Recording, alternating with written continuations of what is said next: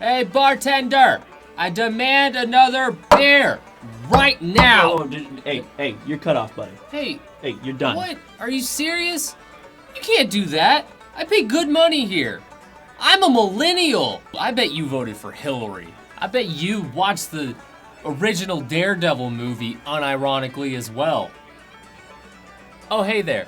If you've never gotten even a little bit tipsy while playing a video game, seriously, try it, man. The most fun I've ever had gaming was word-slurringly drunk while taking on some buddies in Super Smash Bros. And whether you're gonna be chilling by yourself or hanging with some friends, busting out a video game to attempt while drunk is bound to be a hell of a time. Here are my favorite games to play while drunk. First up is Street Fighter V. Best done with a friend for the maximum bar brawl experience. If you lose a round, you gotta take a shot or chug your beer.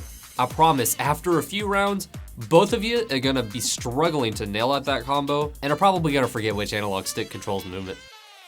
Next up is 1-2 Switch. With 28 minigames to choose from, you're gonna look weird enough milking a virtual cow while sober. Once you and your friends get a few glasses of wine in, nothing will be short of hysterical while taking on your friends in this ridiculous party game. Just please be careful while playing Quick Draw.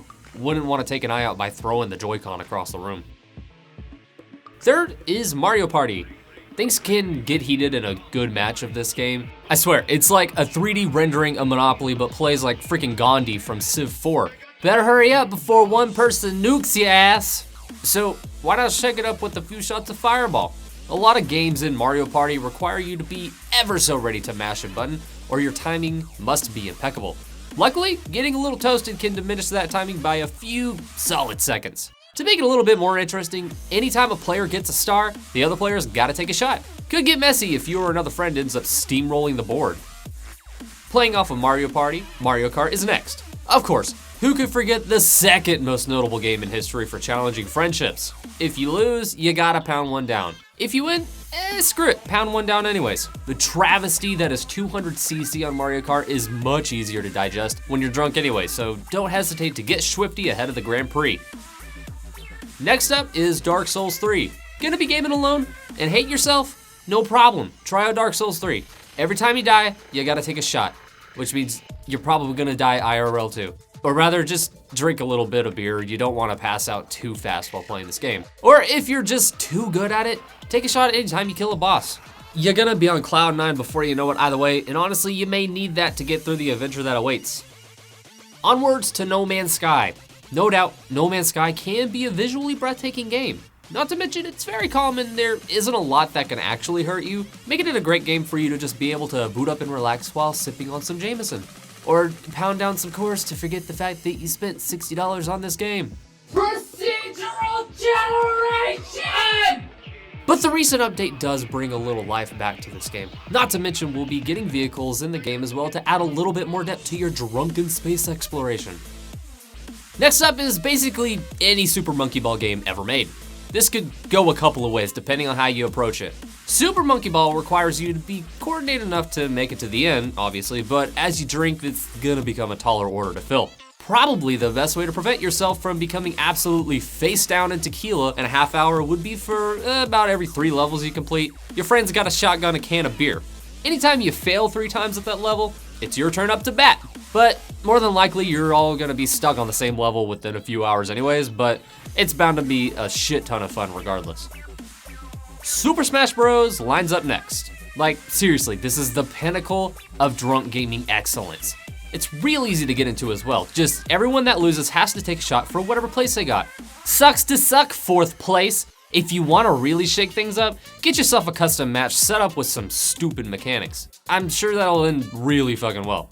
You know what? Fuck it. You can do the same thing with Rivals of Aether, a Smash-inspired clone that pits you in control of this steel-jawed polar bear-looking dude, or a fit-as-hell gymnast dog orca thing that can really flip your shit. Either game is good because either way you're gonna get gone, son.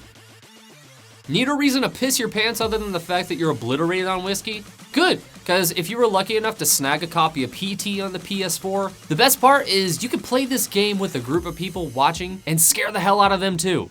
This game, despite just being a teaser demo, is one of the most terrifying examples of survival horror I have ever experienced. I haven't personally tried it drunk, Probably won't, because honestly, screw that. But still, it would probably be ghoulishly fun. If you didn't get a copy of PT downloaded before Konami secondly ripped it from our hands, then give a chance to Resident Evil 7. Probably the second best option to the now smoldering pile of what was Silent Hills. You're still guaranteed to get a good spook from the Baker family and their completely rational shenanigans. Overwatch is up next. Okay, don't get plastered and then throw yourself into a normal quick play or competitive match. That's not the idea here. Ever since the addition of custom matches to Overwatch, people have been creating these ridiculous 500% everything, super fast, no cooldown, ridiculous rooms that are just really fun to bullshit in. Best part is there are no shot or chug requirements here. Just drink casually, and as the buzz takes over, these games will become more hilarious in the long run. Just, for the love of God, do not go into a competitive game drunk. You are not as good as you think you are smashed. Next up is Guitar Hero or Rock Band. Okay, I know these games are kind of dead on arrival and fucking dust in the wind, but they are still stupidly fun while drunk.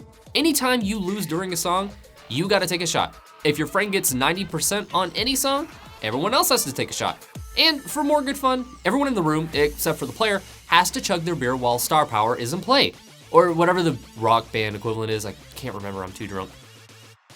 And last but not least is Breath of the Wild. Again, if you're gonna be drinking solo and playing Breath of the Wild, this is a good way to ensure you get a proper buzz without feeling like you wanna die. Every time you finish a shrine, you gotta take a shot. This gives you a little control on how much you want to drink and how fast you wanna drink it, and not to mention it takes some time to do some of these shrines anyway, so you'll be riding a good feeling the whole night. Just be sure to take on the shrine next to Hateno Village before you get too far gone.